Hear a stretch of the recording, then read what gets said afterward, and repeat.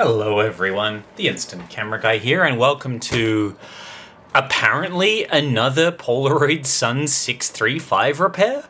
I gotta tell you, an interesting thing is happening on this channel where, because of Polaroid's very strange naming scheme where they effectively named the exact same camera like 50 different things depending on what the market required. This kind of camera was known as the Sun 635, the Sun 600, the Spirit 600, the One Step 600. Like, it had so many different variations, but this very specific one, which I don't know, I guess was popular in Australia. Maybe this is what they called the Australian market version of this camera, but the Sun 635 QS, because one of my very first videos on this channel was repairing that camera, it seems all the Aussies that own these have come out of the woodwork and gone, oh my god, someone that can fix one of these things. And so, I think this month, this is like the fourth of these things that I've received. But this one has a particularly interesting issue that I thought would make an interesting video. I'm hopeful that I can fix it. And that is that it does not... Oh. Okay. It often does not eject. Let's see if it does it again. Okay, good. So, yeah, the eject on this is very intermittent. This is an empty pack of film that I've just reloaded some old shots. And basically, it ejects a photo once in a blue moon. It's very, very intermittent. In fact, that is the only photo that it's ejected for me so far. And this is actually quite a common problem with Polaroid cameras in general. And quite often people blame the pick arm, which is like a little metal arm that sits about here in the back of the camera. And what it does is, as your film is inside, there's a little notch in the pack of film, and that arm actually comes and slides the top piece of film forwards. It then gets caught by the rollers and sucked out. But yeah, this particular camera is very, very intermittent. Now, the issue with assuming that it is the pick arm is that it kind of depends. It's often not. A lot of times, especially in an SX70 camera, it's the rubber on the rollers that's actually failed. Now, this has metallic rollers, so it's very unlikely to be that. But the problem is, if you look on old Flickr forums and various different video posts, all over the internet, different blogs and that kind of stuff, Reddit posts, that sort of thing, the recommended repair is usually, oh yeah, your pick arm is bent up too much. Get something long like a ruler and bend the pick arm down. And I cannot tell you how stupid that is to do. Do not ever do that. Because that pick arm, it's like a one-way journey. If you bend it down too far, it's ruined. And in the case of like a folding SX70, it's very, very hard to replace that pick arm. It's nearly impossible. I think it's very difficult in the 600. I can't remember the last time I attempted to do it, but that pick arm is also spring-loaded, so there can be many different things that can cause that failure to eject. It is very rare that the arm is not bent down enough. It is possible, but it's very, very rare. You should try everything first before attacking it with a ruler. And of course, I'm going to do it properly and take this thing apart and actually get a good look of what the pick arm is doing when it's attempting to eject film. But yeah, I really have to stress, do not, just because your camera has failed to eject a single photo, do not attempt to bend down the pick arm. It is a last resort solution. You want to try everything else first, because as I said, if you mangle that pick arm, you've ruined the camera. There's really no coming back from it. You're going to need an entire camera for spare parts. Yeah, do not do it. I've been meaning to make a video on this for ages, and finally the chance has come. So, the first thing I'm going to do is just make sure that this pick arm spring is intact, because it is spring loaded. Basically, when that arm comes forwards, let's see if I can manually do it. Once that arm comes forwards, it's supposed to spring back. So if that spring has come off, the arm can often stay forwards and it just kind of hovers around and doesn't pick anything up. So that can be the issue. But yeah, looking at this pick arm, like it doesn't look to be that poorly positioned. So what I'm just going to do is with this camera sort of, actually I'll take the door off for this, that'll make it easier. With the camera in my hands,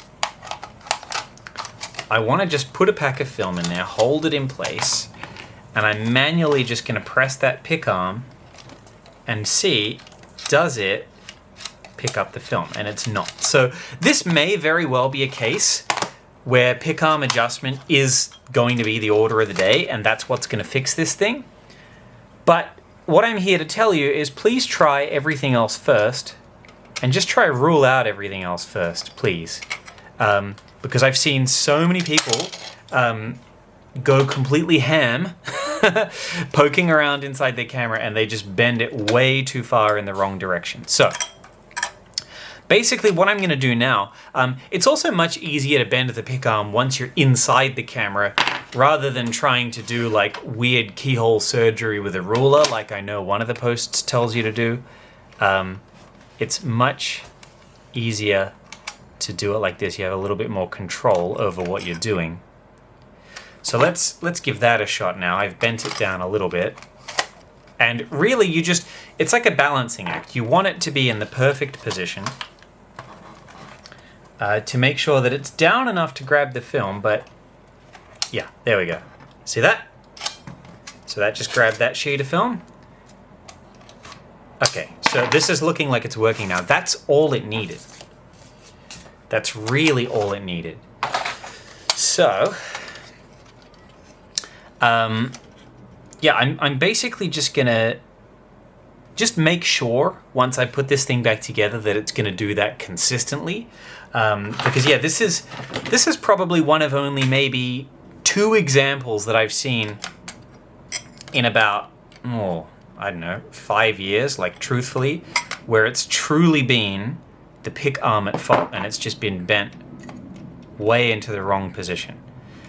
So the issue is if you bend it down too much, you can grab too much film, or in the case of an SX70, it's a little different on a 600, but I see this problem a lot in SX70s.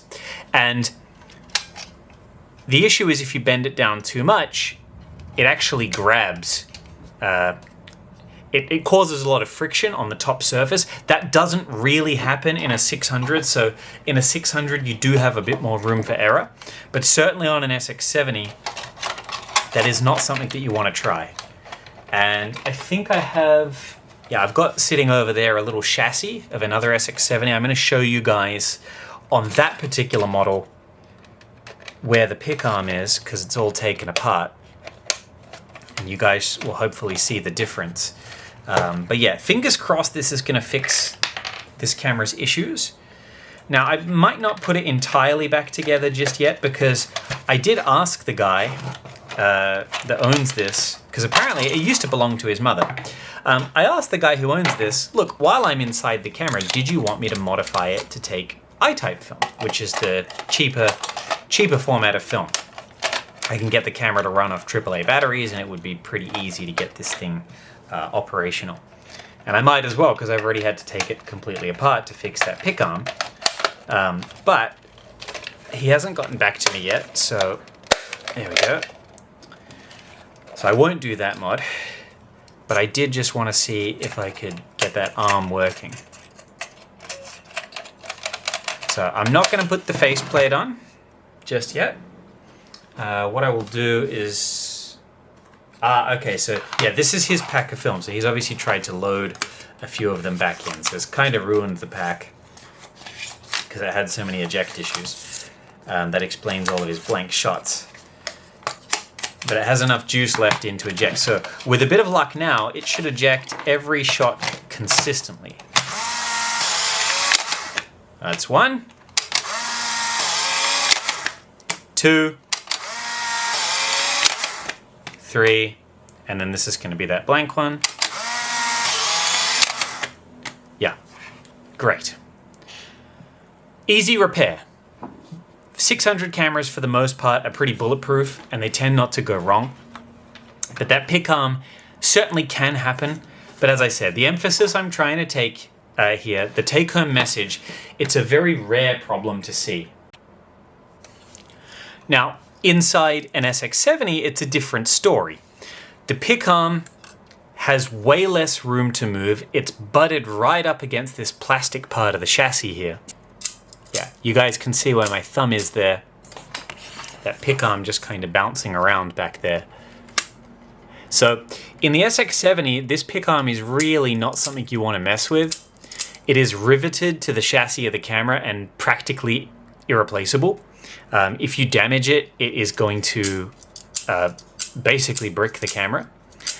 And the problem with bending it down too much is you can go too far the opposite direction and it grabs too much film at once, sends it through the rollers. You can also bend this in such a way that the actual arm gets, it creates too much friction between the plastic chassis and the pick arm, which means that the arm is going to slide forwards and then it doesn't go backwards again.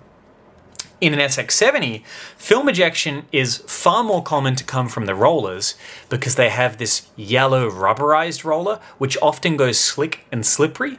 Now, I demonstrated how to fix that in my roller cleaning video, so if you don't know about that, go and watch that video. But basically, if this rubber ever gets too slippery, you can fix it using isopropyl alcohol and a nice lint-free cloth.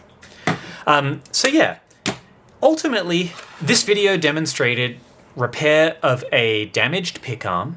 It was a pretty easy thing to rectify, but if you're going to attempt it at home, do take the camera apart first. Don't just willy-nilly go in there with a ruler, because it's not going to give you enough control to do it properly. If you'd like to see more in-depth videos on how I disassemble these, check out my other videos on the Sun 635 series. I'm going to go contact the client now and see if he wants to AAA battery mod this. If you want information on the AAA mod, I'm going to link every video that I've just referenced in the description below. That's really all I wanted to say. Pretty quick video today. As always, if you have a camera that you want repaired, please feel free to send it my way. I'm happy to take your business. If you just simply like the content or you've learned a lot from this video, please feel free to give me a donation. I don't think I'll ever really earn money from YouTube, even if I do get ad revenue, because the Polaroid community is pretty niche, and I'll never really get enough views to ever make YouTube a full-time paying gig. But if you do want to chuck me a tip my way, buy me a beer or two, links are in the video description below on how to do that, or simply just feel free to send me something to fix. I hope you all have a wonderful day, happy shooting, and I'll see you next time.